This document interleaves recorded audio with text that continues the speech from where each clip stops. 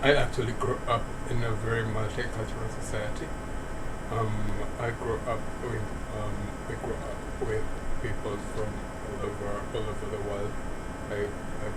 My neighbors come from all communities in Kenya, like all tribes, all communities and tribes in Kenya. I met all of them, or spoken to all of them, and I grew up with people from Western Province, Central Province, Central Province, Eastern Province, Coast Province, with the Luos, Luyas, Kikuyus, Kambas, Merus,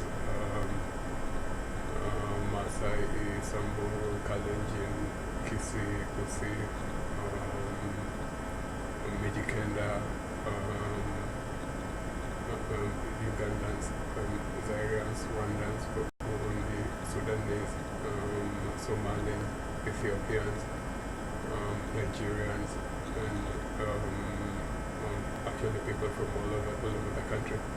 And those are just Kenyans. And then my neighbors were actually very much from my early childhood. I grew up with Arab neighbors, I had Arab Muslim neighbors, I had black Muslim neighbors, I had Christian neighbors, I had neighbors who speak who speak different languages and have different religions and have different communities and different cultures, and therefore different religions, and pray to God, or have different concepts, pray to God and in a different manner as Christian.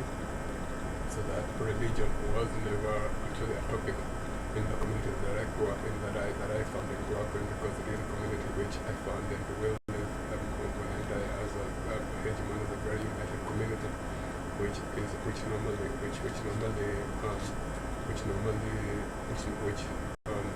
has no problem with people of different color, race, or creed. And we never had violence in all my life that I've grown up. We never had violence. We never had violence due to religious differences, or due to gender differences, or due to differences of age, or size, or origin, or physical features, or facial features, or aesthetic features like beauty, or that was not the reason to be discriminated. And violence was very violence was something very bad, that was very bad. It was something that people talked about for a long time. If you did something like hurt somebody, beat somebody, or injure somebody due to one of the latter reasons, the former will be very strong. You will be rebuked, you will be scorned, and you will be actually become ridiculed with the whole community, so that people will actually move out of that neighborhood. They were caught beating people, or beating children, or beating people of different, because of their differences, because of their biological or cultural differences, because of their cultural backgrounds, or biological backgrounds, or racial backgrounds. We had many Arabs from Arabia, from Turkey, from Pakistan, from Saudi Arabia, from Abu Dhabi, from Iran, Iraq, and Chinese, and Japanese, and Russians, and Americans, and Britons, and Germans, and Italians, and Greeks, and Spanish citizens, and Swedes, Norwegians, Dutch, and South Americans, and Africans from all over Africa. So that it is actually a very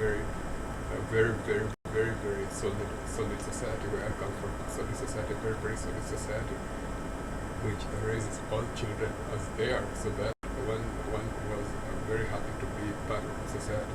Be part of the society that created this society, the Kenyan society, especially in the big cities and in the rural areas, in the urban and rural areas, because urbanization in the rural areas is also very strong. They all have televisions, they all have radios, they all have TVs, they all have iPhones, they all have computers, they all have cyber cafes, they all have email addresses, they all have pictures in the internet, so that everything that one wanted is actually available in that society. Everything that one wanted outside that society is already available in the society. Coca-Cola and with the hamburgers, they are all there. We want Oriental dishes. Oriental dishes are very, very popular. Muslims are very, very, very, very, they have a very, very strong position in the Kenyan community, for example. When it comes to Oriental dishes, there is no food favorite. There is no good food like chapati and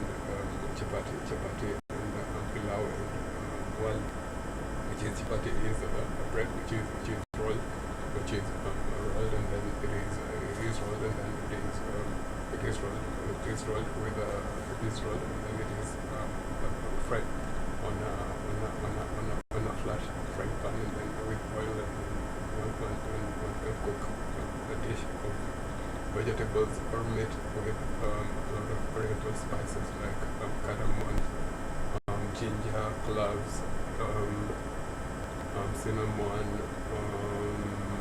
garlic, and very many other spices one can put and meat inside, and then one can eat that with the chapati. That is called chapati. It is also an Indian dish. Indian dishes are also very popular. And polenta is maize, which is actually cooked with it is actually maize, which is ground maize, like wheat flour, which is actually water is boiled, and then the maize is started putting slowly and start, and then rolled with the cooking stick until it becomes firm. It should not be very firm, but so one can eat with beans, with also spices, or one can eat with meat dishes or vegetables like kales and cabbages. That is called wiki. And that is actually a dish which is very popular all over Kenya, and fish is also very popular from the lake region. Fish is also, or from the coast, but mainly from the lake region. Fish is also very popular. They like fish, fried fish, and also dried fish. One could cook it with tomatoes and onions and oil and curry, and so that these are actually my neighbors. The neighbors that I grew with are the children of my neighbors. The Muslim children that I grew with are the children of my parents. They are relatives, children of my parents' neighbors, children of my father's neighbors, my father's and mother's neighbors. Not only of my father's and mother's neighbors, of my whole community. They are children that I grew up with. So that's something like anti-Islamic sentiments or anti-Islamic sentiments are very, very, very, very out and very, very out of date, and they can give one a very bad name in the Kenyan community or in the Kenyan society, because those are actually people who have lived in Africa for over thousands of years. They've been in Kenya for over thousands of years, way before the Egyptian dynasty. They were Africans. They were Africans way before Vasco da Gama or Christopher Columbus or Marco Polo or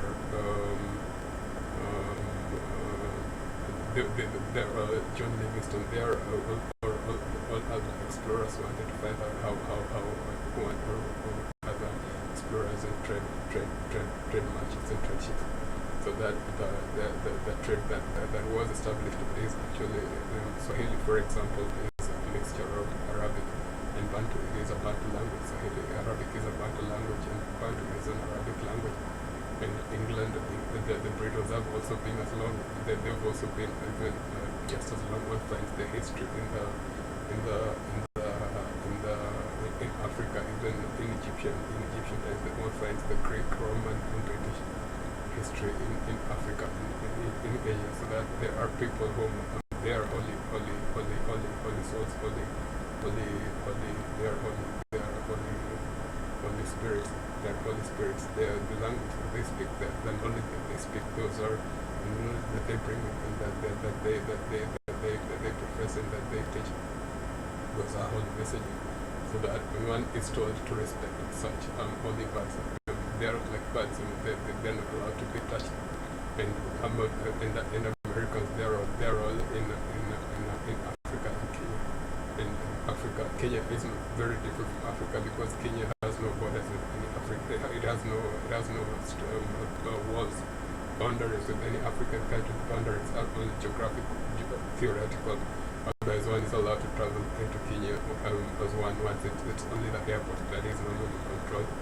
Otherwise, it is like Europe, where one can travel into and out of European countries without being checked at the borders. So that it is actually a very, very, very, very emancipated, multicultural society where I grew up with, and where I grew up in, where I was born and grew up in, and it is also actually something that it is actually something that one should mention when one talks about the communities. They are all intertwined. Something like language. You cannot tell a language because Luo is a Luya language actually. It is a Luya language, for example, and Luya is a Uganda language, and Uganda is a Bantu language. It is spoken in the whole of Central Africa and West Africa. The names that are and my name begins with an O is a common Nigerian name, for example. And these are just local governments. The real government is actually the world community, the community that normally rules Kenya, which is Africa, which normally rules Kenya, so that when there is any skirmishes or any problems, for example, north of Kenya, like the wars in Somalia, they normally meet in the Kenya International Conference Center to discuss such politics. And or in Sudan, or in Ethiopia, or in Somalia, that their capital city is Nairobi. It was supposed to become Addis Ababa, as had been stipulated by the OAU, but because of the problems that arose in Ethiopia, that there was a civil war in Ethiopia which led to its separation from its province Eritrea, and that's why it was not suitable to make Addis Ababa the capital city of Africa. Nairobi was supposed to remain actually because Ethiopia was never colonized. That's why Addis Ababa had been actually selected, but it did a lot of wars during that time, so that it was never able to be established as a new headquarters. So it remained Nairobi. Otherwise, it is actually a big information center, telecommunication center with a lot of journalists, a lot of trade merchants from all over the world, from the USA for all those American companies in Africa, Russia for all those Russian companies in Africa which are building bridges and dams and schools and hospitals and office buildings and electrical and water utilities, and hydroelectric power and not atomic, hydroelectric power using turbines, and the infrastructure of roads and bridges and buildings, which is also what is possible engineering. And in that way, it is actually a civil government with civil engineers and permanent civil servants who engineer such conditions with the whole of the world. And it is no longer a small headquarters. It is also the headquarters of the UN for Africa and Asia and the whole entire world, and actually for the whole world, so to speak, with the UN, United Nations, UNICEF, United Nations Children's Fund, United Nations Environmental Program, UNHCR, United Nations Human High Commission for Refugees, UNSC, United Nations Security Council, and ECOMOG, which is the UN Army, and they all work together for the whole world, to make the whole world one. That is why such decisions, like when the people have civil problems, civil strife or civil tension, like the colonies like the South African fight for independence. It was fought mainly in Kenya and Tanzania. In Kenya, so it was highlighted with a lot of telecommunication between the different nations that were working towards the independence of South Africa. the internet and in the televisions and radios, with a lot of communication between the leaders of the different governments and their journalists and telecommunication centers, telecommunication and mass media and industry cannot be separated. Telecommunication and mass media, telecommunication is mass media, and mass media industry cannot be separated. Mass media industry is like a master device of telecommunication. It is actually the industry is the whole employment industry, the whole employment business of employing people to go and help each other and work for a specific, for an income for a number of days and with resting. And during the weekends work for a number of days and get rewarded with a salary which is comparable to the work that they've done, a salary which they can pay themselves by remaining at home and working on their farms or on their private companies. So that it is actually a social media which is actually cannot be separated from the communication. One needs to know if something is important or is relevant or can be actually placed with one's own private investments and private entrepreneurship. And entrepreneurship is actually something which is also very, very, very important. But more important is that we grew up with a lot of technology because of the industry which needs a lot of technology to communicate with its different departments and different branches. And we grew up with technology, and I used technology, and we grew up with a lot of people who use this technology, so that I normally use this technology in the hope that it can be followed and somebody can use it also to improve his own technology, or we can work together as a team to improve the technology. And the different people that I met and that I talk to, they are always welcome to visit me, even at home or in university or at work, or I can visit them at work or in schools or in the colleges or at home, or I can send them these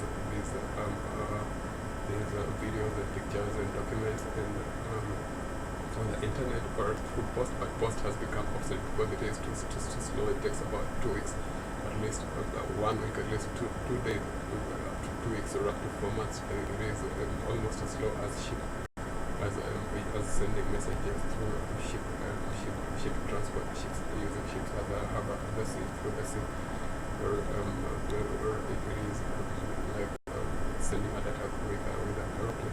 But because the internet is so fast, the people use the internet to transport these mass media. They are so fast that one gets the information within the same minute that is sent in the same minute that is sent. It's like a telephone call. It's like a telephone call, somebody using telephone technology to carry to organize or to organize to coordinate the transport of people from one region of the world to the other region. So that actually I feel very, very glad that my world is multicultural and that it is a very, very mature world, a very old religious world which does that, and that it sets its own rules, and that it is able to also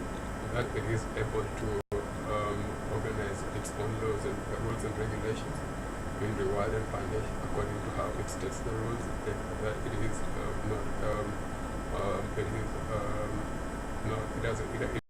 it doesn't like Nazis. It is a world of parents and grandparents and great-grandparents and children and grandchildren and great-grandchildren with a lot of generations in the internet, and that it with a lot of species from all over the universe, because it is very educated internet which can actually help somebody when one has an idea which can help it become a better society. When these helps, and what I think my idea of a better world is free education, so that one gets free education which frees a human being who gives them chances of being able to support it, so free education to free employment, so help to solve that. And that's why I like helping in developing the internet in the different regions. And that's why I believe in help to solve help in these technology and these messages that I send to people and I receive them, and it gives them motivation and inspiration. It's like a vocation that I feel that functions, that most people say that they benefited a lot from my help and from my tips and from my choices of for their careers, that they don't choose bad careers, they choose good careers, so that people whom I meet in secret and confidence, when they ask me for tips of advice and confidence, I give them honest tips that have helped me develop this firm, so that it is a free world, but without bias.